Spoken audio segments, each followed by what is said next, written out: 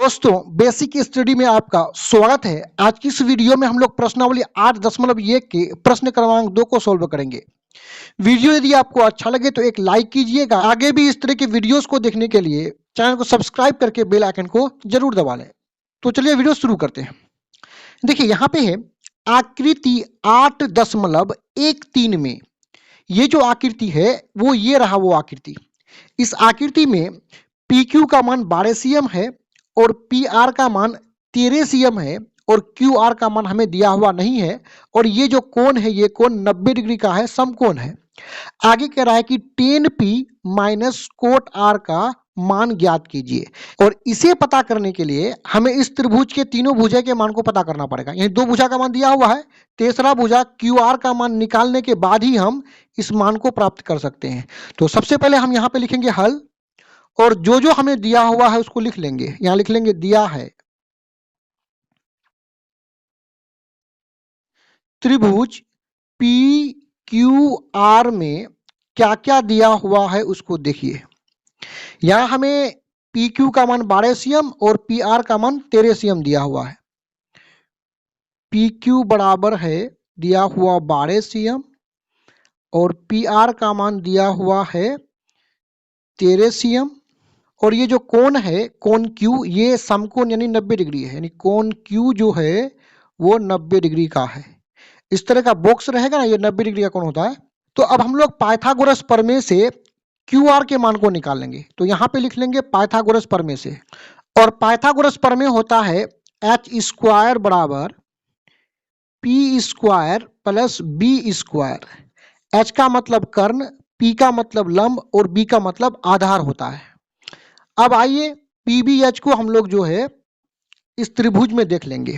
तो सबसे पहले देखिए एच क्या होगा समझिए। ये जो समकोण है, ये जो 90 डिग्री का कोण है, इसके ठीक सामने वाला भुजा को हम एच बोलेंगे यानी कर्ण बोलेंगे। तो और इसका मान कितना है 13 है, यानी एच का मान है 13, स्क्वायर है तो स्क्वायर लगा लेंगे।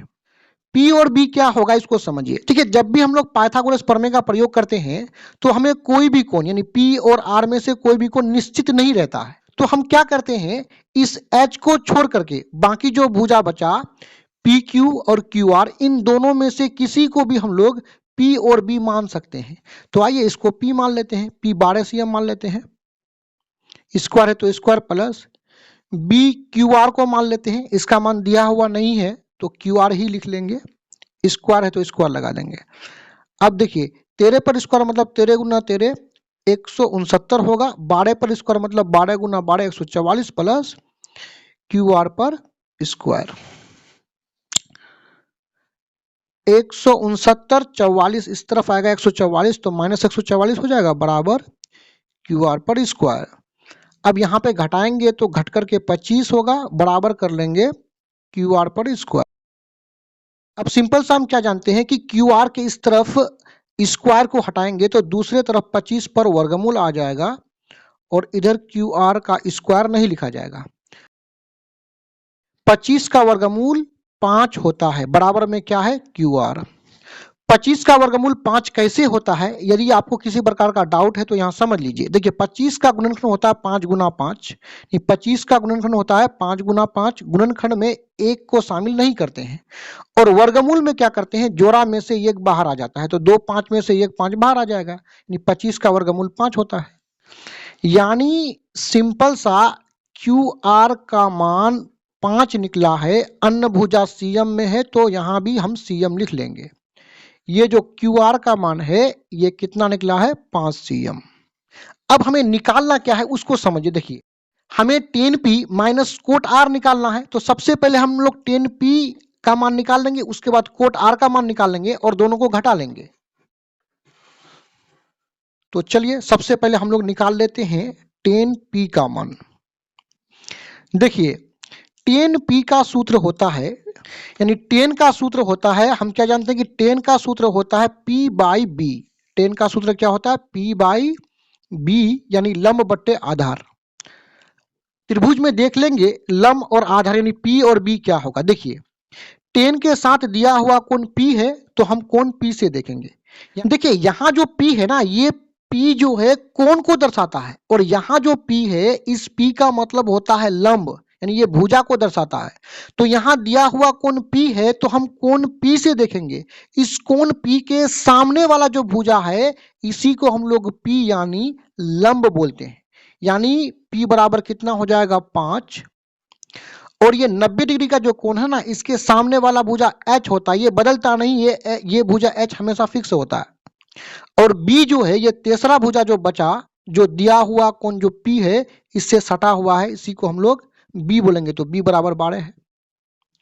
अब हम लोग निकाल लेंगे कोट R का मान निकाल लेंगे, और कोट का सूत्र क्या होता है यहाँ पे समझिए।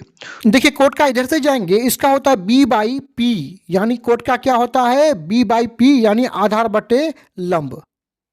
अब यहाँ पे दिया हुआ कोण R है तो कोण R से हम देखेंगे 90 डिग्री के सामने ये तो H होता है, और ये दिया हुआ कोण के सामने ये P हो जाएगा, और ये जो तीसरा भुजा बचा कोण R से जो सटा हुआ है संलग्न है इसी को हम लोग B बोलेंगे, यानी B हो जाएगा 5।